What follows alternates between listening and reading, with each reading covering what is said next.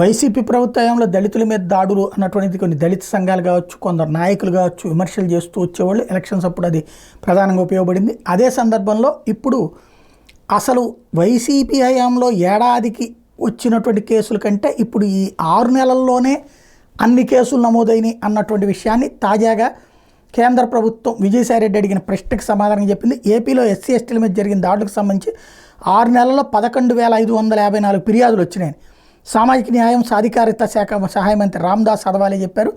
రాజ్యసభలో ప్రశ్నోత్తరాల సమయంలో వైఎస్ఆర్సీపీ ఎంపీ విజయసాయిరెడ్డి ప్రశ్నకు జవాబిస్తూ జాతీయ ఎస్సీ కమిషన్కి చెందిన ఆన్లైన్ ఈ గ్రీవెన్స్కి ఎక్కువ సంఖ్యలో ఫిర్యాదులు అందినాయని చెప్పారు.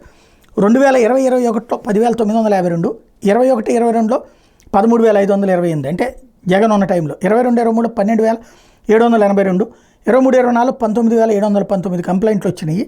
కానీ 24-25లో 28వ తేదీ నాటి 11,552 కంప్లైంట్స్ వచ్చినాయని చెప్పారంటే అన్ని కంప్లైంట్స్ వచ్చినాయి. మరి అన్నిట్లో ఎఫ్ఐఆర్లు ఎన్ని కట్టారో తెలియాలి.